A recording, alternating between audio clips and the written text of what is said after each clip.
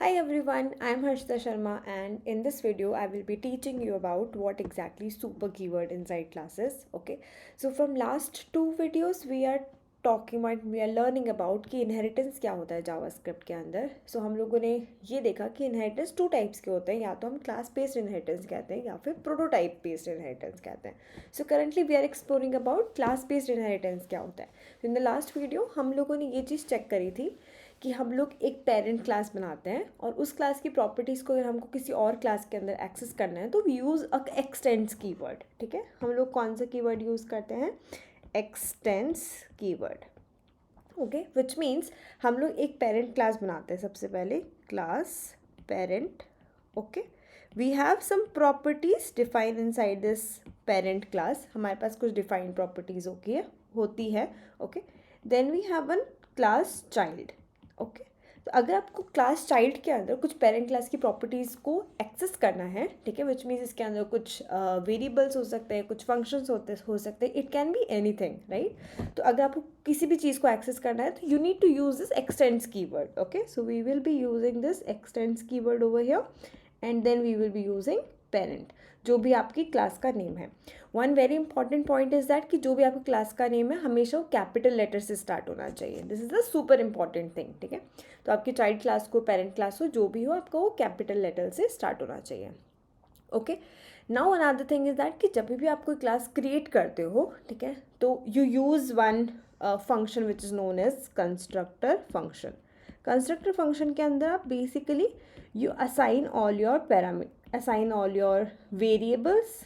ठीक है, जो भी मतलब आपकी वैल्यूज़ जो एग्जिस्ट करती है एक क्लास के अंदर, वो सारी की सारी चीज़ें हम डिफ़ाइन करते हैं हमारे कंस्ट्रक्टर फंक्शन के अंदर. ठीक है, विच मीन्स आपका हो गया this dot a is equals to a, something like this. ठीक है, तो आपकी जितने भी वेरिएबल्स एग्जिस्ट करेंगे वो सारे के सारे हम कंस्ट्रक्टर फंक्शन के अंदर साइन करते हैं. तो आपने इस तरह से कंस्ट्रक्टर फंक्शन को लिख करके क्लोज कर दिया. ओके, अब आपकी जो भी फंक्शंस है, आप फंक्शंस इसी के अंदर ही आगे डिफाइन करते जाओगे. ओके, सो जब भी आप किसी पेरेंट क्लास को चाइल्ड क्लास के अंदर एक्सटेंड कर रहे होते हो, ठीक है, तो हम लोग एक सुपर कीवर्ड को यूज़ करते हैं. ओके, सो फॉर एग्जांपल हम अज्यूम करते हैं कि चाइल्ड क्लास के अंदर भी एक कंस्ट्रक्टर है, राइट. अगर चाइल्ड क्लास के अंदर एक कंस्ट्रक्टर आप यूज़ कर रहे हो, only in that case we need to use this super keyword, otherwise हमको यूज़ करने की ज़रूरत नहीं है. इसलिए हम लोगों ने लास्ट वीडियो के अंदर सुपर कीवर्ड के बारे में डिस्कस नहीं किया, because we are not using constructor inside the child class. Okay, so always remember, अगर आप चाइल्ड क्लास के अंदर कंस्ट्रक्टर है तो ही हम सुपर कीवर्ड को यूज़ करते हैं. Okay, so for example it has constructor now. Okay, ये आपका फंक्शन है, ये हमने डिफाइन किया. विल चेक की ब्रैकेट आते हैं and then it has this dot b equals to b.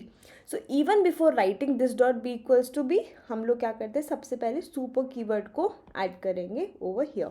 So we will be having super and then इसके अंदर जो भी वैल्यूज़ इस पेरेंट क्लास के पैरामीटर्स को चाहिए वो सारी वैल्यूज़ हम इसके अंदर पास करेंगे and then we will be writing this dot b is equals to b. Okay, so these things are extremely important. आपको हमेशा याद रखना है कि सुपर कीवर्ड तभी रिक्वायर्ड है जब आप पेरेंट क्लास के प्रॉपर्टीज़ को एक्सेस करना चाह रहे हो और आपकी चाइल्ड क्लास के अंदर कंस्ट्रक्टर इनिशिएटेड है. तो हम लोग सुपर कीवर्ड इसीलिए ऐड करते हैं बिकॉज अगर आप कंस्ट्रक्टर ऐड कर देते हो विच मीन्स आपके वेरिएबल्स जो है वो अब ओनली यही वाले एक्सेसिबल रहेंगे जो आपके चाइल्ड क्लास के अंदर है. तो अगर आपने कंस्ट्रक्टर इनिशिएट कर दिया तो आपको मेक श्योर करना है कि आप पेरेंट क्लास के वेरिएबल्स को फिर से इनिशिएट कर रहे हो by using the super keyword. Okay, अगर आप सुपर नहीं ऐड करोगे तो आपके पास में सिर्फ और सिर्फ चाइल्ड क्लास के वेरिएबल एक्सेसिबल रहेंगे. Okay, and then in that case you will feel like कि हम लोगों का इनहेरिटेंस प्रॉपरली नहीं हुआ है, but that is not the case. It's just that कि हमने इनहेरिटेंस कंप्लीटली नहीं एक्सेप्ट किया है. Okay, so now to do this thing, अभी हम इसको कोड के अंदर जाके चेक करते हैं कि किस तरह से ये सब चीज़ें वर्क करती है. Okay, so we will just take the example of our previous class only.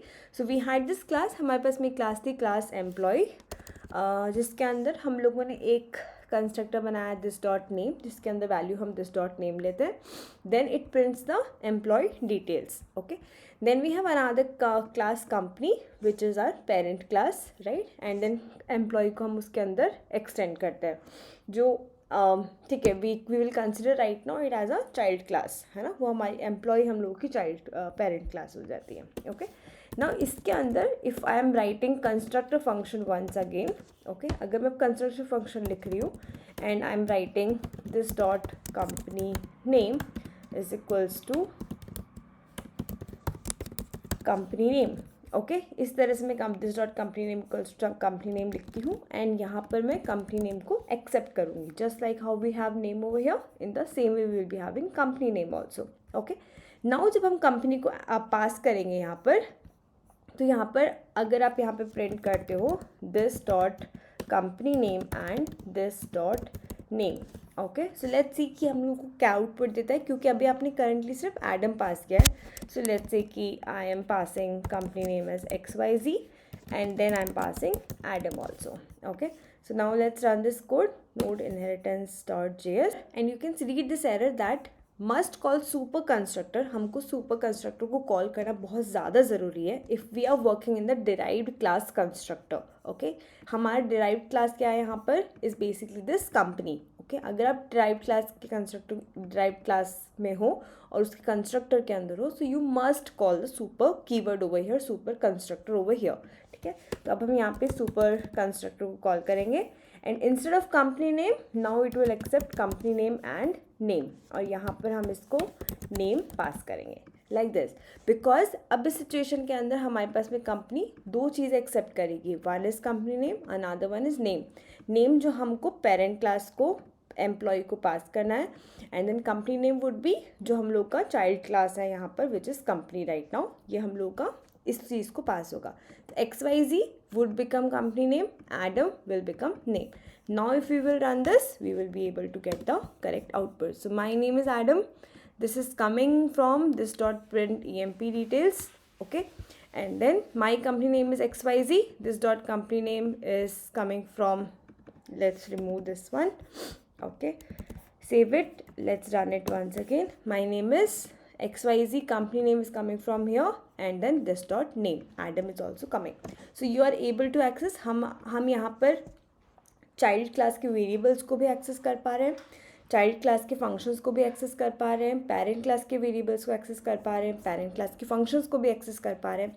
And all this is happening is because कि हम लोग सुपर कीवर्ड को यूज़ कर रहे हैं, सुपर कंस्ट्रक्टर फंक्शन को यूज़ कर रहे हैं. Okay, so we have to make sure कि अगर चाइल्ड क्लास के अंदर कंस्ट्रक्टर आप यूज़ कर रहे हो तो मेक श्योर कि उसके अंदर आप सुपर कंस्ट्रक्टर फंक्शन को इनिशिएट कर रहे हो before accessing the variables.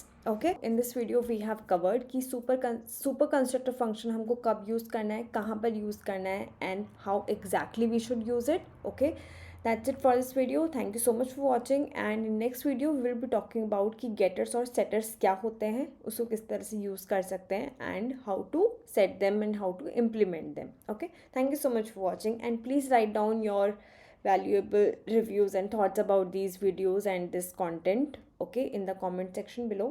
It would be really helpful for me to motivate me and to improve further. Thank you so much for watching.